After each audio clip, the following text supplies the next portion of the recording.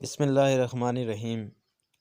آزاد کشمیر کے عام انتخابات 25 جولائی 2021 بروز اتوار ہوں گے۔ الیکشن کمیشن کے مطابق آزاد کشمیر اور بشمول مہاجرین تقریباً 28,60,000 شہری 45 نشستوں کے لیے ووٹ ڈالیں گے۔ سیاسی جوڑ توڑ اپنے عروج پر ہے۔ قیاس آرائیاں، خدشات اور ممکنات کے بیچ سجنے والا یہ انتخابی دنگل منفرد بھی ہے اور قابل فکر بھی۔ منفرد کچھ یوں کہ سیاسی جماعتوں کے قائدین اور کارکنوں میں یہ غیر یقینی بد اعتمادی اور جماعتی وفاداریوں کا تبدیل ہونا اس بار نقطۂ عروج پر ہے۔ دوسرا، مرکز میں برسر اقتدار جماعت کا مسلم لیگ اور پیپلز پارٹی کے مقابلے میں الیکشنز کے جوڑ توڑ کا تجربہ قدرے کم ہے۔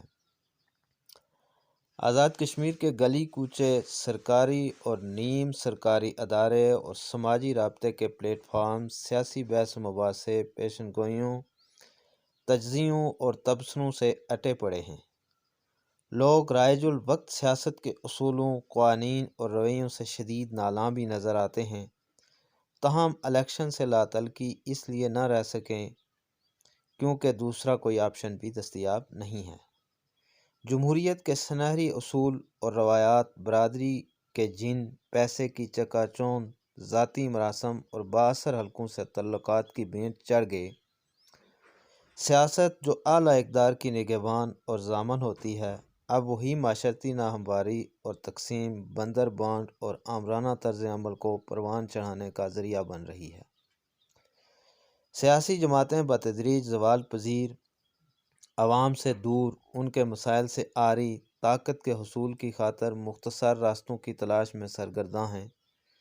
اگر اصولوں کو بالائے طاق رکھ کر یہ لوگ اقتدار کی غلام گردشوں میں پہنچ بھی جائیں تو بھی کوئی قابل ذکر کارنامہ سر انجام نہ دے سکیں گے۔ رواں سیاسی توڑ پھوڑ کے دور رس اثرات سیاسی جماعتوں کو بری طرح کمزور کر دیں گے۔ ایک طائرانہ جائزہ بتاتا ہے کہ اگر سیاسی جماعتیں بھی آہستہ آہستہ برادریوں کا اکٹھ بنتی گئیں، ادارتی طور پر کمزور اور نظریاتی اور اصولی سیاست سے دور ہو چکی ہیں۔ دنیا بھر میں اس کے زوال اور عروج کے اسباب اپنے ہیں، پر جماعتوں کی اتنی دگرگوں حالت شاید ہی کہیں اور ہو جو حالت اس وقت آزاد کشمیر میں ہے۔ ایسے میں ایک جائزہ کہ سیاسی جماعتوں کا زوال کی وجوہات کیا ہیں۔ جنگ عظیم دوم کے بعد کی 2 دہائیوں سیاسی جماعتوں کے سنہری دور کے طور پر جانی جاتی ہیں۔ اخبارات اور ڈور ٹو ڈور کمپین اس کا خاصہ تھیں۔ نظریاتی بحث و مباحثوں نے عوام کی زبردست تربیت کی۔ جماعتیں بطور ادارہ منظم اور طاقتور تھیں۔ کارکنان اور لیڈرشپ پارٹی قوانین اور نظام کے آگے سر خم تھے۔ لوگوں سے مسلسل ملنا، اخبارات کے ذریعے رائے عامہ ہموار کرنا اس نظام کا ایک خاصہ تھا۔ سیاسی رہنماؤں کی تقاریر کا موضوع اہم سیاسی معاملات، نظریاتی پیچیدگیاں اور پالیسیاں تھیں جو انہیں اپنے مخالفین سے ممتاز کرتیں۔ سیاسی نظام سماجی اصلاحات کا بنیادی ماخذ تھا اور لوگ سیاسی نظام سے نظریاتی یا پالیسی کی بنیاد پر جڑے رہتے تھے۔ دوسرا دور 60 کی دہائی کا تھا، جس میں ٹیلی ویژن نے انتخابی سیاست پر گہرا اثر چھوڑا۔ لوگوں کی مختلف جماعتوں کے نظریات، پالیسیز اور بیانیہ تک رسائی بہتر ہوئی۔ جماعتوں کی ممبرشپ میں بہتری اور سیاسی جماعتیں اپنے پیغام، الیکشن مہم اور سیاسی بیانیے کو عوام تک پہنچانے میں مزید بہتر ادارے کے طور پر سامنے آئیں۔ ملک پاکستان اس وقت ایک غیر جمہوری دور سے گزر رہا تھا۔ یہ وہ دور تھا جب دنیا نظریاتی کشمکش، بالخصوص مغربی دنیا، کمیونزم یا سوشلزم سے نبرد آزما تھی۔ 80 اور 90 کی دہائی میں سیاسی جماعتوں کا واسطہ ڈیجیٹل ایج کی پیچیدگیوں سے پڑا۔ مغرب میں سرمایہ دارانہ نظام کی چمک اور نیو لبرلزم کی بحث اور بالخصوص صحت، تعلیم اور بری گورننس کا حل نجکاری کا بیانیہ عام ہوا۔ نجی شعبہ دیکھتے ہی دیکھتے ہر سو قدم جما گیا۔ ریاست اپنی ذمہ داریوں سے بری الذمہ ہو گئی۔ نیو پبلک مینجمنٹ میں سرکاری مشینری کو بیماری اور نجی شعبے کے اشتراک کو اس کا تریاق تسلیم کیا گیا۔ سیاسی جماعتیں اس کا اثر اس لیے بغیر نہ رہ سکیں۔ سیاسی کمپین پہ اب نظریاتی لوگوں کے بجائے کمرشل پروفیشنلز کی اجارہ داری ہو گئی، یعنی جماعتیں سرمایہ کا بندوبست کرتیں اور بہترین سے بہترین ماہر فنکار منظم کمپنیاں کمپین کا جادو جگاتیں، لوگوں کے رجحانات، میل جول، خیالات اور ترجیحات کا بغور مطالعہ ایسے ہی کرتی جیسے کاروباری کمپنیاں اپنے گاہکوں کو مائل کرنے کے لیے کرتی ہیں۔ مارکیٹنگ اسٹریٹجی بناتی، ٹیلی ویژن چینلز اور ریڈیو اسٹیشنز، کیبل اور سیٹلائٹ ٹیکنالوجی اور بریکنگ نیوز کلچر نے سیاست کا حلیہ بدل دیا۔ اسی سیاسی کارپوریٹائزیشن نے کمپین کو قومی بیانیے سے ہٹا کر انتہائی ذاتی نوعیت، تحصیل، گاؤں اور محلے سے لے کر ذاتی سطح پر لا کھڑا کیا۔ جماعتوں کی عالمگیریت اور عوامی پذیرائی رفتہ رفتہ جاتی رہی۔ سب سے بڑھ کر لوگوں کو شہری کے بجائے کسٹمر سمجھا جانے لگا۔ سیاسی جماعتیں لوگوں کے نظریاتی اور فکری مسائل کے حل کے بجائے منافع بخش اداروں کی طرح فوائد سمیٹنے کی سیاست کرنے لگیں۔ جماعتوں کا زوال اور افراد کا عروج ہوا، تاہم جماعتیں بطور ادارہ کمزور در کمزور ہوتی گئیں۔ اس ضمن میں امریکہ میں ایک گفتگو کے دوران بتایا گیا کہ باریک بینی سے ووٹر کا مشاہدہ کیا جاتا ہے، مثلاً اس کے زیر استعمال گاڑی، اس پہ سٹیکر، اس کے روزمرہ کے معمولات، چرچ جانا، لائبریری کا معمول، سماجی رابطوں کا استعمال سمیت کئی عوامل جن سے اس کے رجحانات، پسند ناپسند کا اندازہ لگایا جاتا ہے تاکہ اسی انداز سے سیاسی پیغام کو ترتیب دیا جا سکے جو مارکیٹنگ کے اصولوں کے عین مطابق ہو۔ سیاسی رہنماؤں کی قربت میں پروفیشنل پالیسی ایکسپرٹس، تقریر نویس، زبان اور بیان کے گروہ اور میڈیا مینیجر سیاہ و سفید کے مالک بن گئے۔ سیاسی کامیابی کا دار و مدار میڈیا کا مؤثر استعمال، بہتر حکمت عملی، پبلسٹی، متواتر کمپیننگ اور لوگوں کو نفع و نقصان کی بنیاد پر متوجہ کرنا تھا۔ یاد رہے یہ وہ دور تھا جب پاکستان آمریت سے گزر کر جمہوری دور پہ قدم رکھ رہا تھا اور پھر کسی سیاسی جوڑ توڑ اور محلاتی سازشیں سیاست کا حصہ بن گئیں۔ ایک کے بعد ایک حکومت، دشنام درازی، ذاتی حملے اور سازشیں، نتیجتاً ایک اور آمریت اور مزید سیاسی تقسیم، چوتھا دور ایک نئی دنیا سامنے لایا۔ سماجی رابطوں کے پلیٹ فارمز ہوں یا انفارمیشن ٹیکنالوجی کا سمندر، اپنے ساتھ بے بہا مواقع، امکانات اور مشکلات لے آیا۔ عوام کی مختلف فارمز تک رسائی، سوال اور جواب دہی اور عام کارکن کی سیاسی عمل میں اثر انداز ہونے کے مواقع اپنی جگہ، لیکن fake news, propaganda, fact checking نہ ہونے سے سیاسی جماعتیں مزید مشکلات کا شکار ہوں گی۔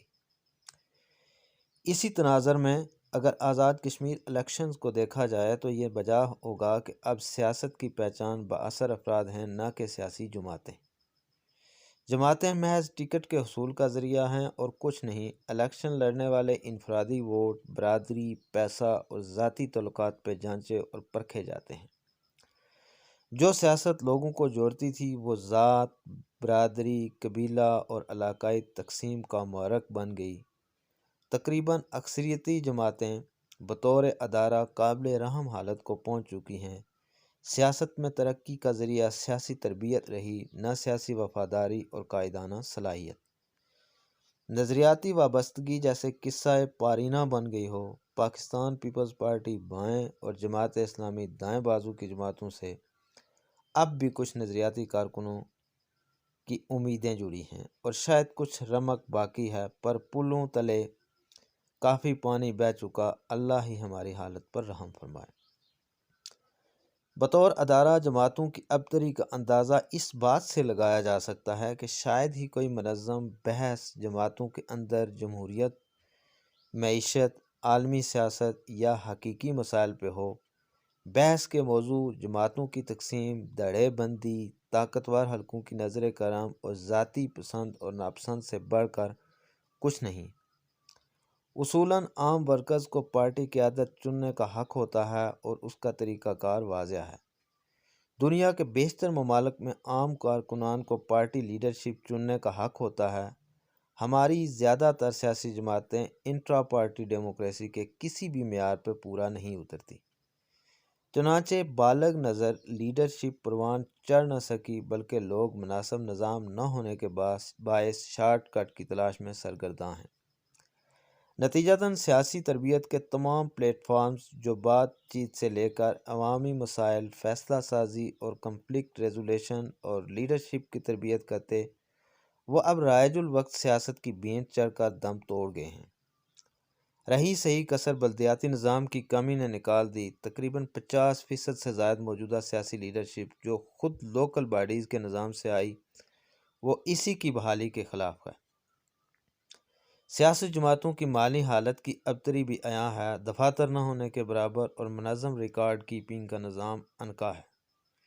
دنیا کے کئی ملکوں میں سیاسی جماعتوں کے دفتری معاملات چلانے کے لیے باقاعدہ سرکاری امداد کا نظام موجود ہوتا ہے۔